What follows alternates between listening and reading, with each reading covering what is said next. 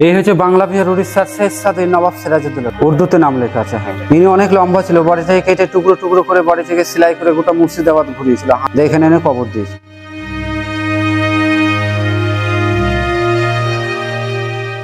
Hi guys, আমি খালিদ আর তোমরা দেখছো আমার YouTube channel Khalid Hasan vlogs. Murshidabad ভ্রমণের আরো একটি ভিডিওতে তোমাদের সকলকে স্বাগত জানাই। আমি চলে এসেছি খোশবাগ।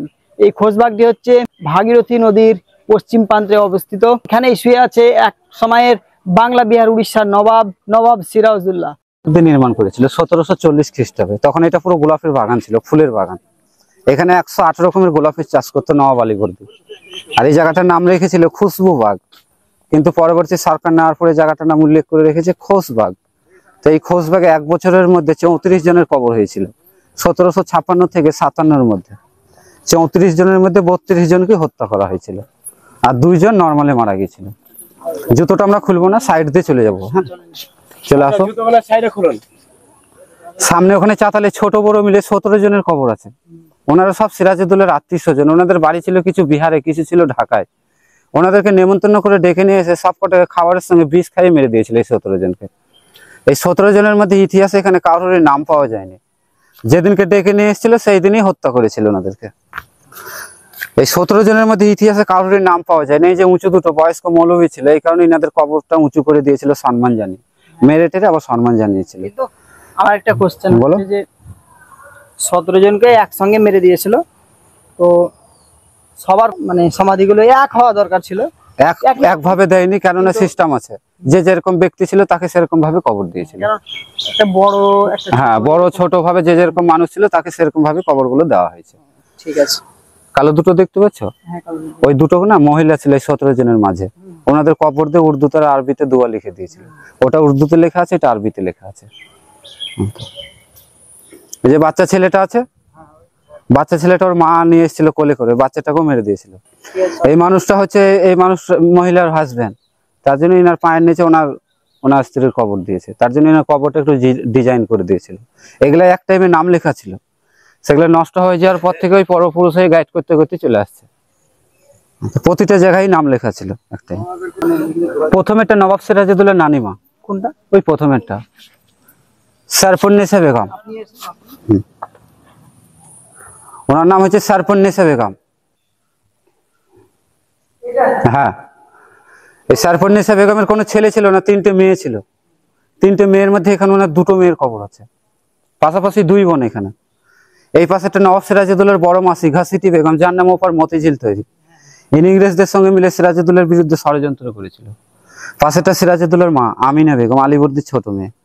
এনাদের মেজ বোনের নাম ছিল মমিনা বেগম, তার কবর বিহারে আছে, মুঙ্গেরে। এই জায়গাটা ঘিরা কেন? এই জায়গাটা এনারা পর্দার আড়ালে থাকতো, এনারা মহিলা তো, কোনো পরপুরুষদেরকে মুখ দেখাতো না। এই কারণে এনাদের কবর দিয়ে চারো সাইডটা ঘিরে দিয়েছিল। নবাব সিরাজউদ্দৌলাকে যিনি ধরিয়ে দিয়েছিল তার নাম হচ্ছে দানিশ ফকির। উনি কিন্তু একটা ঘাটের মাঝি ছিল। ওই ঘিরাটার মাঝখানে তার কবর আছে দানিশ ফকিরের। ওই দানিশ ফকির সিরাজকে 1001 টাকার লোভে ধরিয়ে দিয়েছিল। ওনারা পরিবারে 3 জন ছিল, ওনাদেরকে ডেকে পাঠিয়েছিল যে তোমরা এসে তোমাদের এই পুরস্কার নিয়ে যাও। যখনই পুরস্কার নিতে এসেছিল মির্জাফরের বাড়িতে, তখন এনাদেরকে বিশ্বাসঘাতকতা ঘোষণা করে ইংরেজরা গুলি করে মেরে দিয়েছিল। যে তুমি সামান্য কটা অর্থের লোভে নিজের দেশের নবাবকে ধরিয়ে দিলে, এর থেকে যদি বেশি দেয় আমার কোনো শত্রু, তাহলে তুমি আমাদেরকে ধরিয়ে দিতে পারো। দানিশ ফকির, ওনার স্ত্রী, ওনার ছেলে।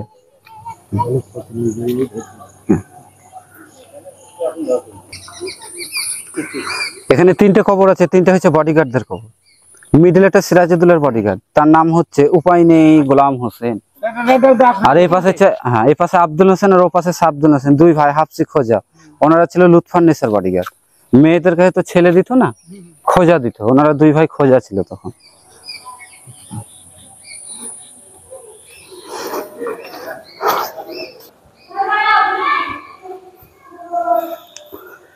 এই হচ্ছে বাংলা বিহার উড়িষ্যার শেরশাহ নবাব সিরাজউদ্দৌলার কবর। উর্দুতে নাম লেখা আছে। হ্যাঁ, ইনি অনেক লম্বা ছিল, বাড়ি থেকে কেটে টুকরো টুকরো করে বাড়ি থেকে সেলাই করে গোটা মুর্শিদাবাদ ঘুরিয়েছিল হাতির পিঠে করে, এখানে এনে কবর দিয়েছিল।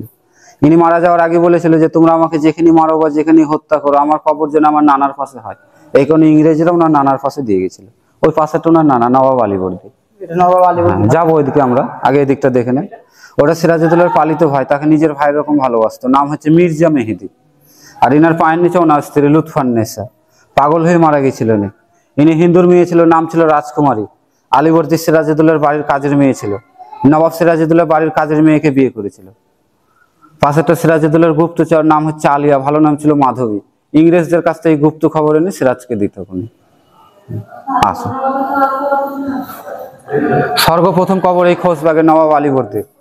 এই কবরটা সিরাজউদ্দৌলা নিজের হাতে দিয়েছিল 1756 সালে। হীরামতি মুক্ত দিয়ে বেঁধে দিয়েছিল, সেগুলো ইংরেজরা সব তুলে নিয়ে চলে গেছিল। মার্বেল পাথরগুলো আমাদের দেশ স্বাধীন হওয়ার পরে সেন্ট্রাল গভর্নমেন্ট থেকে ভারত সরকার বসিয়ে দিয়েছে। নবাব সিরাজউদ্দৌলার মেয়ে নাম হচ্ছে উম্মতি জোহরা, বাচ্চা মেয়ে ছিল। এই মেয়েটাকে লুৎফার কোল থেকে কেড়ে নিয়ে যেয়ে গঙ্গাতে ডুবিয়ে মেরে দিয়েছিল। নবাব সিরাজউদ্দৌলার খালাতো ভাই নাম হচ্ছে শওকত জান বাহাদুর, ইতিহাসে বলা হয় নাকি জাং বাহাদুর। ইনি বিহার পূর্ণিয়ার নবাব ছিলেন। ওনার পায়ের নিচে ওনার স্ত্রী মতি বেগম। ইনাদেরকে ডেকে নিয়ে এসে মেরেছিল, যেন পরে থেকে সিরাজউদ্দৌলার বিরুদ্ধে যেন কেউ দাবি না করতে পারে। দিল্লিতে যে জামা মসজিদ আছে তারই নকল করে বানিয়েছিল এই মসজিদটা নবাব আলীবর্দী 1740 খ্রিস্টাব্দে। তখন এটা পুরো গোলাপের বাগান ছিল, ফুলের বাগান। ওনারা এখানে আসতো, নিজেদের মধ্যে কিছু আলোচনা করতো, টাইম পাস করতো। ওনাদের প্রাসাদে ফিরে যাওয়ার পথে ওনারা এখানে নামাজটা পড়ে ফিরে চলে যেত।